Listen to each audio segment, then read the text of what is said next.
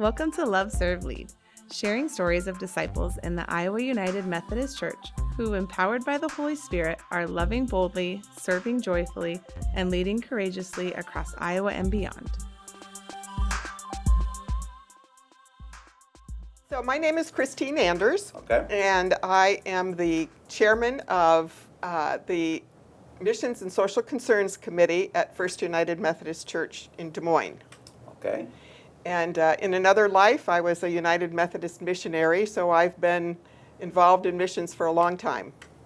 Awesome. Thank you, Christine. Thank you. My name is Linda Plummer. I'm a member of West Des Moines United Methodist Church. I am retired now, but professionally was in public education and child advocacy work for a long time.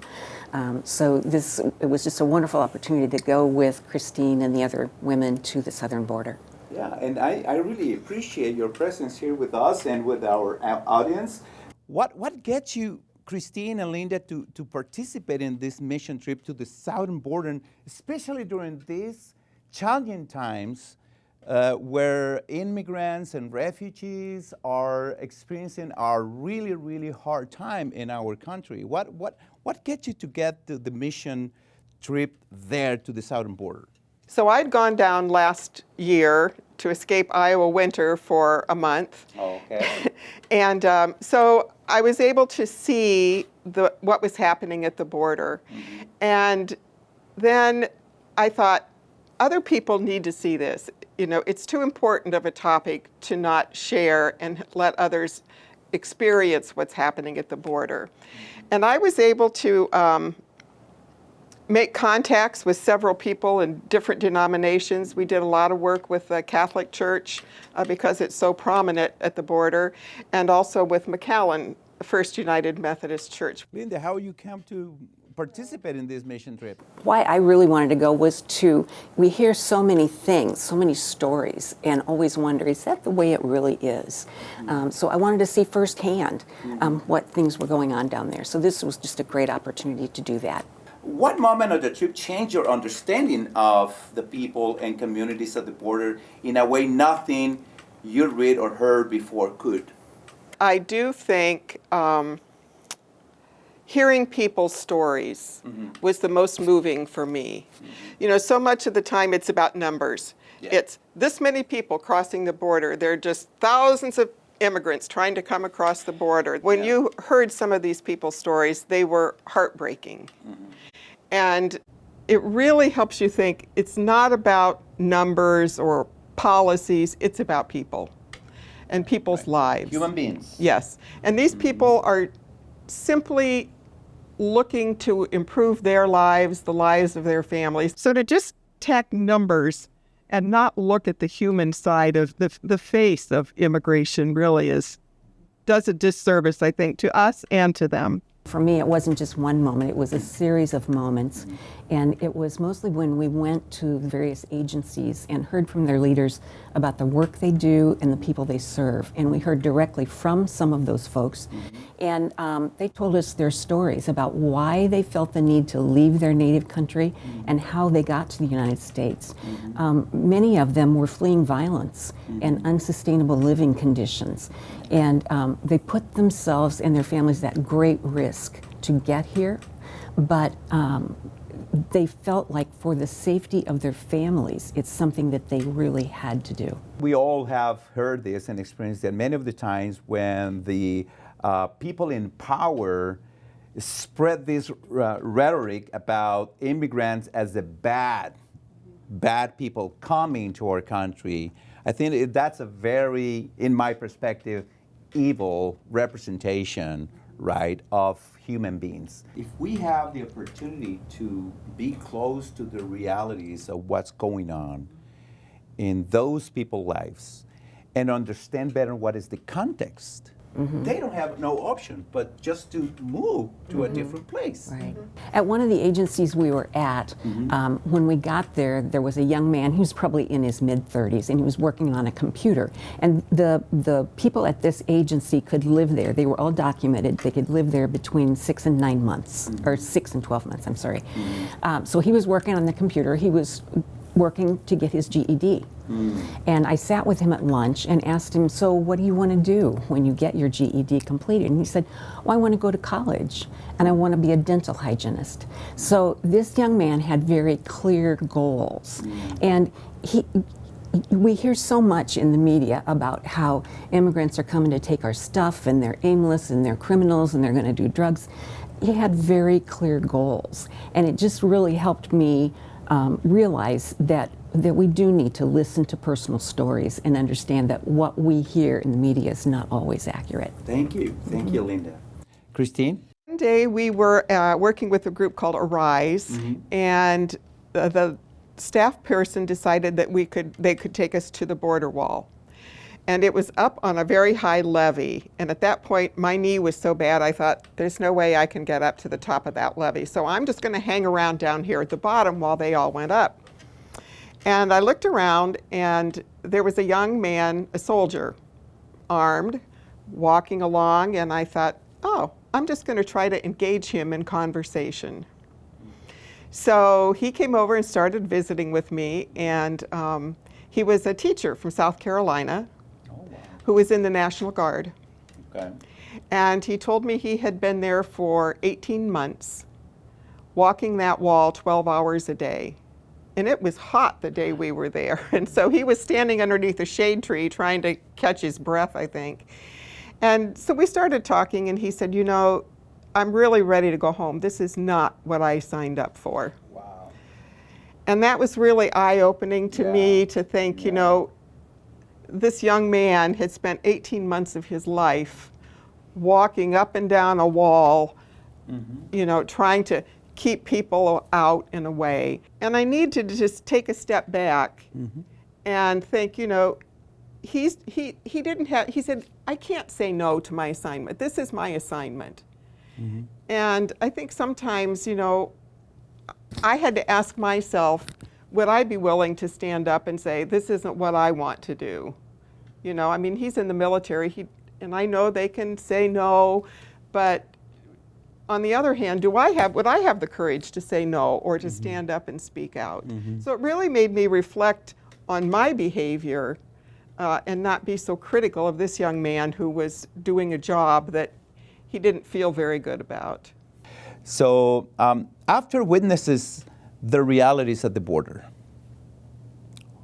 what one practical action or mindset would you encourage our listeners to adopt to support humane and sustainable change, especially during these critical times in our country?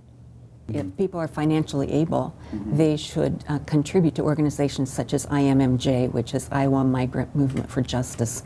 They are a nonprofit that provides free or low-cost legal services to low-income immigrants so that their human and civil rights are not violated. But long-term, we have to change our broken immigration system and develop humane practices. This is not going to be an easy thing because it's very complex. And in order to prepare, we all need to educate ourselves so that we can contact our legislators. And it's long term, so it's not going to be, I can just call them one day and it's going to be done. We have to be tenacious and really mission driven. But we have to welcome our neighbors. Wow, thank you, Linda. I think that's really important because you are kind of pointing out in a very important aspect of many things that are happening right now. Deals with the broken system that many of us, I think millions of us here in America, think that we have a broken system. As an immigrant pastor, it gets me 10 years to get my U.S. citizenship. 10 years. You know, I am educated. You know, I have the support of the beloved Iowa Annual Conference to come here. I have the support of family. But normal people, workers, you know, people that work in different areas in our economy with no resources, with no money, they don't have a line.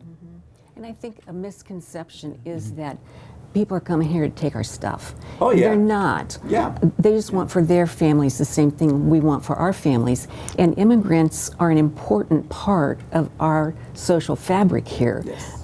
They contribute to our economy. They do jobs that none of us want to do. Yeah. They contribute to our culture, Yes. and they enrich us. Yes. So I think we need to understand that it's important that we do welcome people here. Thank you. Christine, please. I would suggest, it seems to me like all we hear is kind of the government take on immigration. And I would suggest that we look a little deeper into our own hearts and into the Bible. So I'm suggesting that you either attend a Bible study on immigration, or if you're a pastor in a church, to offer some kind of a study. Because, in Leviticus, we read that, you're supposed to treat the stranger as one of your native born. And Jesus tells us, I was hungry, I was thirsty, I was a stranger, and you welcomed me.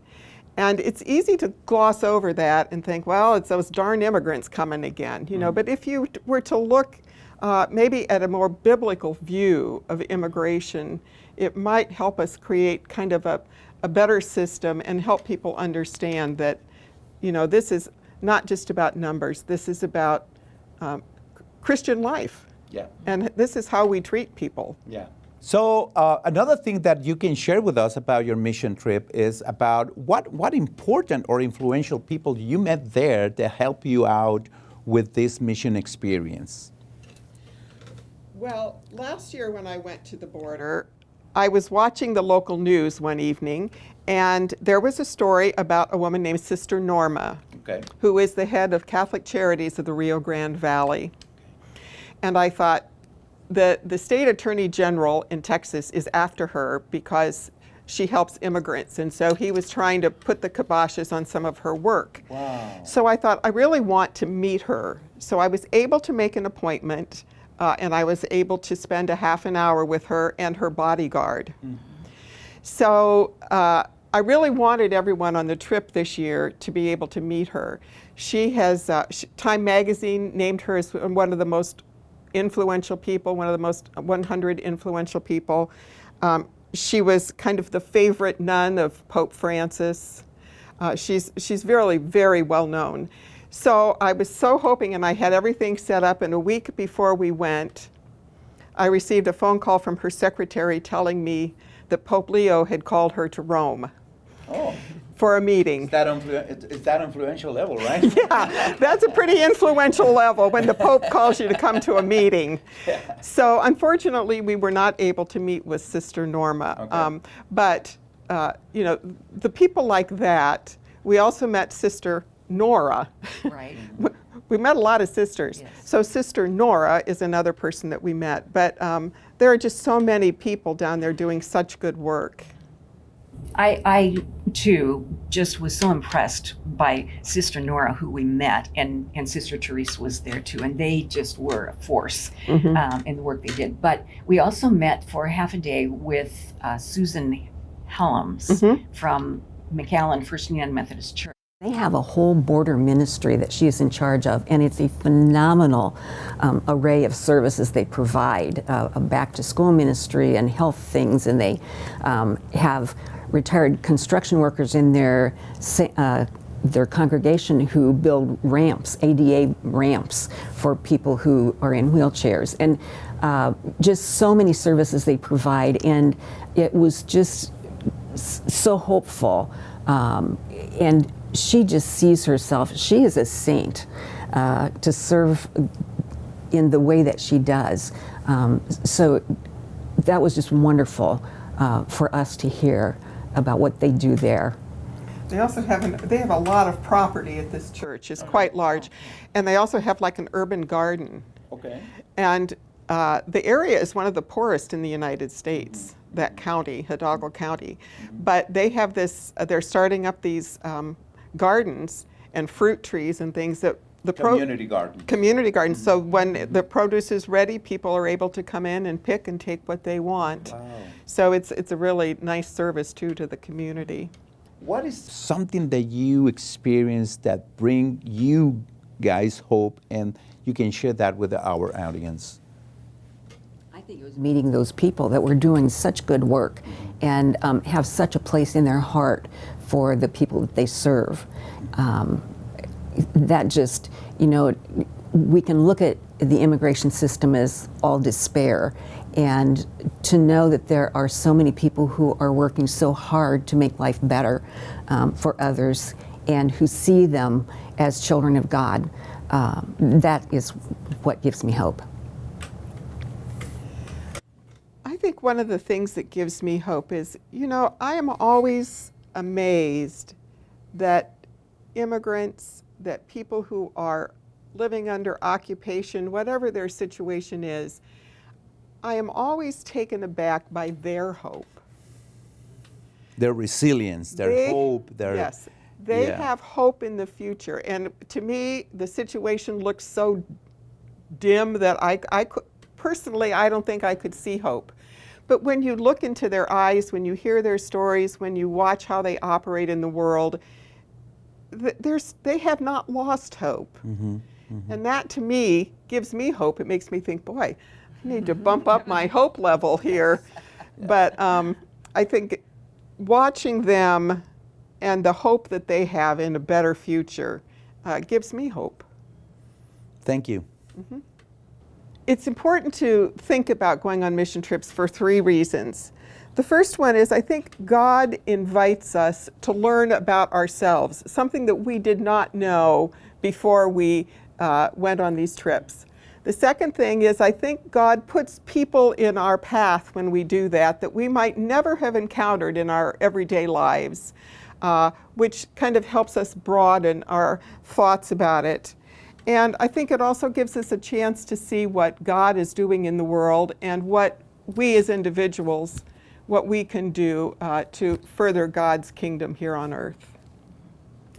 I would encourage people to go on mission trips because I think it deepens knowledge and widens perspectives. I think it's real easy for me to walk around with blinders on in my relatively comfortable life and not know what's out there. But by going on mission trips, it's a chance to witness other situations, and it's a chance to connect with other people who have had different life experiences, and just ends up painting a much richer and more accurate picture of our world. And it helps us understand that all people, regardless of skin color or where they came from or the language they speak, we are all children of God, equally valued and equally loved. And I think that's an important thing for all of us to remember. Well, Linda and Christine, thank you. We enjoyed this conversation. I hope that this conversation could serve for you guys to have a moment of reflection, to spread awareness, to have more conversations, to explore what the Bible said about welcoming, and to also explore what the Bible said about participating in missions. Thank you all, and I think this is the good time to love, serve, and lead. God bless you all, and thank you. Thanks for listening to Love, Serve, Lead, stories of how God is at work through the people of the Iowa United Methodist Church. To hear more inspiring stories, be sure to follow, share, and subscribe. Until next time, keep loving boldly, serving joyfully, and leading courageously. This podcast was produced by 2301 Studios in collaboration with the Iowa Conference Connectional Ministries Council. It is hosted by the Reverend Dr. Edgar Solís and edited by the Iowa United Methodist Communications Team. Theme music written by Reverend Dr. Solís.